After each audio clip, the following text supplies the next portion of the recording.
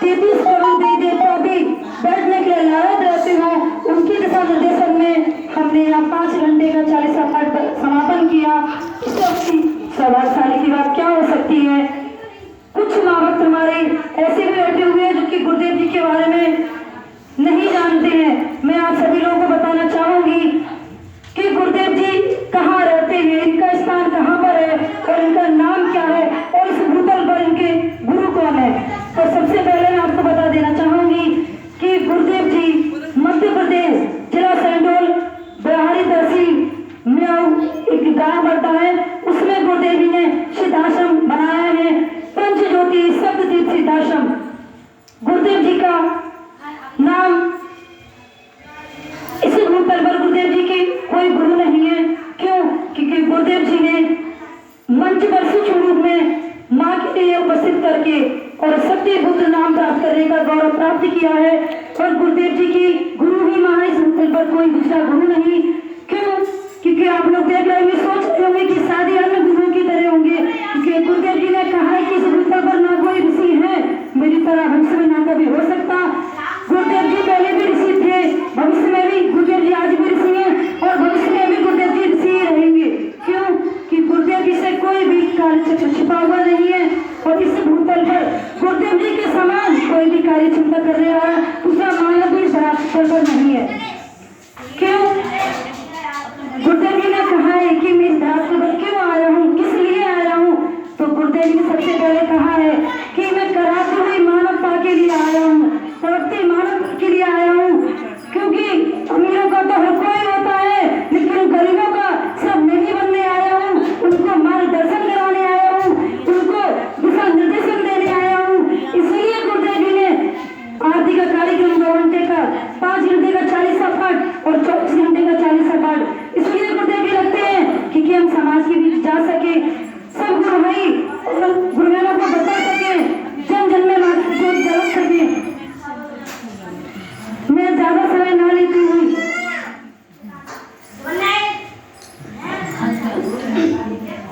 गुरुदेव जी ने कहा है कि आप मानव हो, मानव के कर्तव्यों को बोध करने आया हूँ। गुरुदेव जी ने कहा है कि मुझे गुरु रूप में मानो न मानो, लेकिन मेरी बात को मानो। और अगर तुम शायद मुझे मानते रहे और मेरी अगर बात को न माना तो तुम मेरे सानिध्य पढ़ने के अधिकारी नहीं हो। गुरुदेव जी ने कहा है कि मानव के कर्तव्य क्या होते हैं, कराती हुई मानवता का सहारा देना। आज हमारे बीच में हो सकता है कि हम तो अच्छे घराने से हो सकते हैं, ना जाने कितने घर पीड़ा से पीड़ित हैं, उनके घरों में नशा होता है, उनके घरों में नशा का भक्षण होता है। क्यों ना कि हम उन घरों में जाकर माँ की जोत जला सके, उन भाइयों को नशा मुक्त कर सके और उनके घरों में खुशहाली ला सके।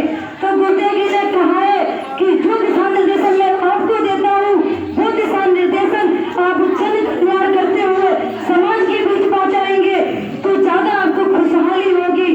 गुरुदेव जी ये भी कहते हैं कि हम क्या है, हम एक मानव है, हमारे अंदर इंसानियत भी है और हम इंसान भी हैं। तो क्यों ना हम अपने इंसानियत के और कर्तव्य के जो कर्तव्य है हमारा, उनसे हम कभी विमुख ना हो। क्यों? लोग कहते हैं कि वो बेईमान है, मैं नहीं मान सकती। अगर जिस व्यक्ति ने अपनी कर्मों से चोरी की, अपने कर्तव्यों से चोरी की, वो सबसे बड़ा बेईमान हो सकता है। धन से तुम बेईमान धन नहीं है तो अपने आप को गरीब मत समझना, अगर आप हो बोले तो सबसे बड़े तुम धनवान हो। कि गुरुदेव जी ने कहा है कि जिनकी कोई पहचान नहीं थी, जिन्हें कोई जानता भी नहीं था, मेरे संगठन में वो आए, उनकी पहचान भी बढ़ी, उन्हें सबने पहचानना भी शुरू किया और जिनको कोई जानता भी नहीं था, इस संगठन से उनकी पहचान भी हुई।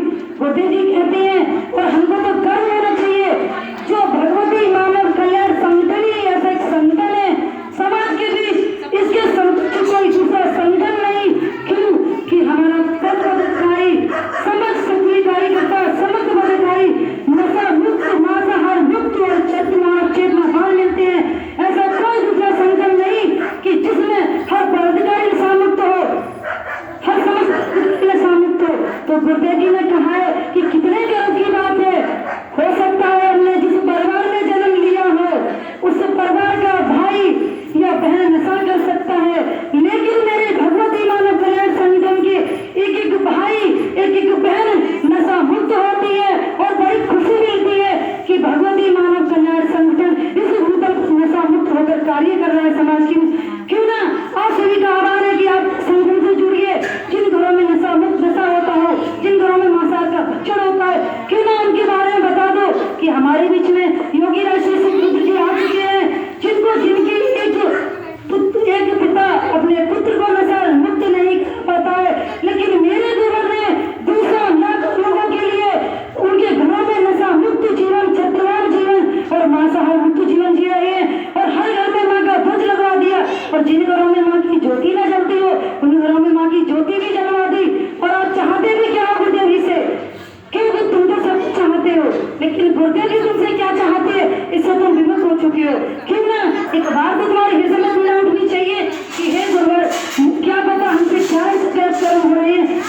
आपसे दूरियां हो रही हैं।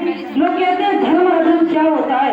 गुरुदेव जी ने कहा है कि जो मुझसे और माँ से दूरियां होती हो वो क्या है का धर्म, और जो मेरी माँ की नजदीकियां होती हो, गुरुदेव जी की नजदीकियां होती हो, वो धर्म है। क्यों ना हम अपनी माँ से पल्ला पकड़कर और माँ की ओर खींचे चले आए। हम चाहते क्या है? माँ ने सब कुछ दे रखा है, धन भी दिया, तन भी दिया, मन भी दिया। अगर इस इतना का शरीर दे दिया और तुम क्या चाहते हो? अगर आपके घर में अगर एक बल्ब फ्यूज हो जाए तो बड़ी पीड़ा होती है, अंधेरा हो गया, और आपके शरीर में अगर कोई पीड़ा होती है तो तुम माँ के प्रति नहीं देखती हो कि हे माँ, हे गुरुवरिया, आपने सब कुछ दिया, हम क्या लेकर आए और क्या लेकर जाएंगे। इसलिए आप सबसे पहले तो नशा मुक्त और मांसाहार मुक्त और चरितमार्ग चेतनाओं का जीने का प्रयास करें।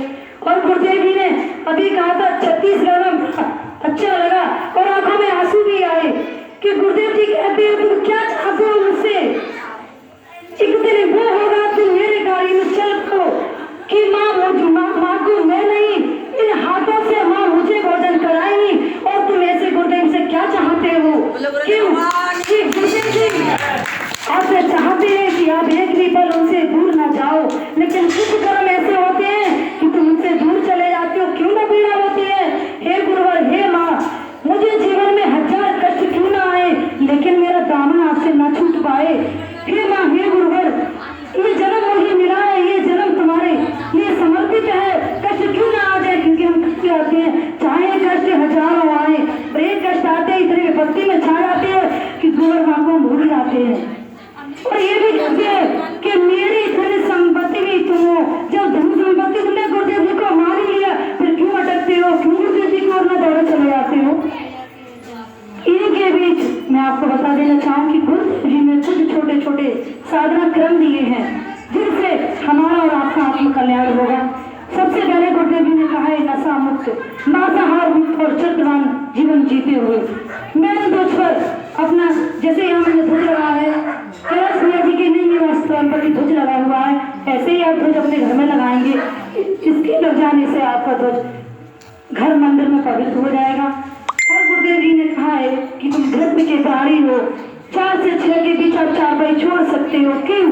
बड़ी पीड़ा होती है जब पक्षी चहचहाने लगते हैं, अपना 5 बजे बसेरा छोड़ देते हैं, क्योंकि वो पक्षी हम इंसान होते हुए, मानव होते हुए भी 4 भाई बड़ी प्रिय लगती है सुबह के लिए, क्योंकि वो हमारे दुश्मन है, प्रिय नहीं, इसलिए वो प्रिय लगती है। उन 4 भाई को 4 6 के बीच त्यागते हुए, गृहस्थ का काम करते हुए आप अपने नित्य साधना क्रम में, जैसे आपने यहाँ साधना की संपन्न की, इसी तरीके से आप नहाकर स्वच्छ धुलेंगे, वस्त्र पहनकर, जहाँ आपने छोटा सा मंदिर बना रखा है वहाँ आप जाएंगे, अपने कुमकुम लगाएंगे, क्योंकि 2 डिब्बी में आप कुमकुम रख लेंगे, 1 डिब्बी में सबसे पहले आप लगाएंगे, और लगाने के बाद आसन बिछाते हुए आप नमन करते हुए सभी छवियों के लिए आप लाल कलर का कपड़ा ले लेंगे, उन्हें साफ करते हुए सभी छवि के इसी उंगली से आप कुमकुम लगाएंगे। ओम जगदम्ब के दरबार नमः, ओम सत्यनारायण गुरुदेव नमः बोलते हुए सभी छवियों के भाव लेते हुए उन पर कुमकुम लगाएंगे। अगर घी है तो आप दीप प्रज्वलित कर लेंगे, नहीं है तो आप अगरबत्ती लगा लेंगे। क्यों? क्योंकि अगरबत्ती हमारे मन के लिए एकाग्र करती है और दुर्गंध जहाँ होती है हमारे मन की विचलित करती है। इतना गर्म करते हुए आप साधना पर बैठ जाएंगे। साधना करने के बाद शक्ति जल आपको भी मिलेगा, उसके बारे में बताऊंगी। उसके बाद ये साधना आपकी पूर्ण हो जाएगी। उसके बाद लोग कहते हैं कि नाना प्रकार की व्रत हमारी माताएं बहनें रखती हैं, मैं भी रखती थी पहले, लेकिन जब से गुरुदेव जी ने कहा है कि सभी व्रतों का फल मेरे गुरुवार व्रत में समाहित है। लोग कहते हैं कि गुरुवार का व्रत गुरु जी का, गुरुदेव जी कहते हैं गलत चीज है। क्यों? क्योंकि गुरुवार गुरु का व्रत नहीं हो सकता, क्योंकि ज्ञान तो हमें माँ चारों से मिलता है, माँ लक्ष्मी, महाकाली, महासरस्वती, तो ये व्रत महाकाली, महालक्ष्मी, महासरस्वती का होता है। तो गुरुदेव जी ने कहा है कि ये व्रत माँ का है, आप व्रत रखिए। बुध की मध्य रात्रि से ये व्रत शुरू होता है और ये गुरुवार की सूर्यास्त का बाद ये व्रत समापन हो जाता है। आप सब लोग व्रत रखेंगे, भूख लगेगी तो दोपहर में आप फल ले लेंगे, दूध ले लेंगे। उसके बाद आपके घर में जो भी बना है, दाल चावल खटाई मिठाई, तो उस दिन लहसुन प्याज का त्याग कर देंगे और जो भी आपके घर में बना है वो थाली में लगाते हुए माँ के जहाँ मंदिर बना है वहाँ भोग लगा देंगे। और भोग लगाने उसको कर लेंगे। लेकिन गुरुदेव जी ने ये भी कहा है कि आप जब खाना खाते हैं मुझे भोग लगाए न लगाए, माँ को भोग लगाए न लगाए, लेकिन एक बार जरूर गरीबों को याद किया करे कि हे गुरुवर, हे माँ, आपने तो मुझे बहुत कुछ दिया है, 2 वक्त खाना भी दिया है, न जाने कितने लोग घरों में ऐसे होंगे जो कि भूखे सो रहे हैं। हे माँ, हे गुरुवर, उनको भी आप उनकी भी सुने। उसके बाद गुरुदेव जी ने कहा है कि लोग कहते हैं कि दान की, क्योंकि हमारे वेदों में भी लिखा हुआ है कि दशांश दान करें। 1 से 10 का अंक का पैमाना बना लेंगे। जो भैया सर्विस में है या फिर जिनकी सर्विस है, जैसा भी है आप करेंगे। उसके बाद आप उस धन के लिए फूलों को इकट्ठा कर लेंगे। आप ये धन उन लोगों को ना देंगे जो कि लाल पीले वस्त्र रंगाकर आप दरवाजे पर चले आते हैं कि दे दो माता के नाम पर, दे दो काली के नाम पर, दे दो भैरव के नाम पर। भैया लोग सर्विस चले आते हैं, माताएं हमारे डर जाती हैं, वो कहते हैं आपकी कुल देवी बिगड़ने वाली है, ऐसा होने वाला है, वो लोग चले डर के ऐसे दे भी देती हैं। लेकिन जो धन आपका वो ले जाते हैं, उस धन से जो भी वो नशा करते हैं और जो नशा के हालत में दुष्कर्म करते हैं, उसका फल हमें भी और उनको भी भोगना पड़ता है, क्योंकि धन तो हम नहीं दिया था। वो धन ऐसे लोगों को ना दे, क्योंकि वो धन उन लोगों को दिए जो धन की पासदा की सीढ़ी में आते हैं, जिसे दिखना नहीं है, बेसहारा है, किसी की गरीब की लड़की शादी है, वो धन उनके इसमें आप दे देंगे। और उसके बाद अभी आपको प्रसाद में शक्तिजन मिलेगा। वो शक्तिजन गुरुदेव जी ने कहा है कि अगर समाज के व्यक्ति में उसका मूल्य भी रखूं तो कौन में खरीद नहीं सकता, लेकिन गुरुदेव जी ने वो निःशुल्क दिया है। गुरुदेव जी ने कहा है कि जादू बना शादी से लोग घबराते हैं, बच्चे के लिए आप शक्तिजन पिला सकते हैं। गुरुदेव जी ने मंच पर शिशु में माँ के चरणों में रखकर उनकी दिव्य दृष्टि से वो शक्तिजन तैयार किया है, जो कि आपको अभी प्रसाद के रूप में मिलेगा। आप उसके लिए पीले कुछ रहने ऐसा करती है, हाथ में लेती है और उसको मलने के बाद सिर पर डाल लेती है। इस तरीके से कदाप न करें, उसका दुरुपयोग न करें, पीने के बाद अपने हाथों को मसल ले, लेकिन सिर पे ना ले जाए। उसके बाद गुरुदेव जी ने कहा, उसके बाद कुछ सूचनाएं हैं मैं आपको वो भी बताना चाहूंगी, क्योंकि क्या जो आप लोग यहाँ पे आरती लेंगे, ये न सोचें कि हमारे पास पैसा हो तभी हमें आरती लेंगे। पूर्णता की आरती ऐसे लेना ना भूलें, क्योंकि गुरुदेव महाराज को कहा कि अपने आप गुणों को चढ़ा दीजिए, मुझे धन की आवश्यकता नहीं है, लेकिन फिर भी अगर आप चढ़ाएंगे तो आप ये धन ये न सोचें कि बहन जी आई हुई और उनके सहयोगी भी साथ में आए हुए सुबह के, ऐसा ना हो कहीं कोई धन ले आके आपस में बंटवारा कर ले। ये हमारी कोई सामर्थ्य नहीं है कि हम 1 भी रुपये इसको ले सके, क्यों कि ये सामर्थ्य तो महान गुरुदेव जी की है, वो ही पूर्ण है, महपूर्ण है कि आपकी हजारों कामनाएं उन्हीं को हम पूर्ण नहीं कर सकते। क्यों ये धन वहां जाता है मई लिखाई बढ़ाई के साथ। 15/4/1997 से अनवरत काल के लिए अखंड ज्योति माँ की जल रही है। 15/4/1970 में अखंड भंडारा चल रहा है। ये धन मई लिखा पढ़ाई के साथ नहीं जाता है। और एक सूचना है, प्रथम रविवार के लिए शिव देवी सरस्वती विद्या मंदिर रोड उसावा महाआरती का कार्यक्रम होता है। जो भी मावक या उनके इष्ट मित्र हों उनको बताकर वहां जाने का प्रयास करें। और द्वितीय रविवार के लिए जो कि आज ही है, नारायण ग्रीन हाउस तहसील गेट तुलसी के सामने द्वितीय रविवार के लिए महाआरती वहां पर होती है। जो भी मावक के मिलने वाले हो इष्ट मित्र उन्हें आप बता सकते हैं। और तृतीय रविवार के लिए पंजाबी धर्म मंदिर में होती है पिसौली के हाल में। जो भी मावक हो वहां पहुंच सकते हैं।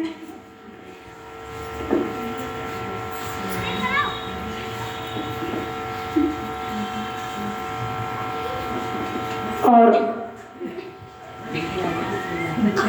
हे गुरुवर, हे माँ, मैंने आज चिंतन तो दी है, लेकिन मैंने आपसे पहली बार स्मरण रही 40वां समापन किया है। हे माँ, हे गुरुवर, जो भी मुझसे जाने अनजाने में गलती हुई हो उन गलतियों के लिए अपने पावन चरणों में स्थान देते हुए और हमारे जो माँ भक्त अब तक इस साधना में सम्मिलित हुए इन माँ भक्तों की कामनाएं हुई, हे माँ, हे गुरुवर, सबकी कामनाएं पूर्ण करते हुए मेरी और सभी को जय माता की जय गुरु।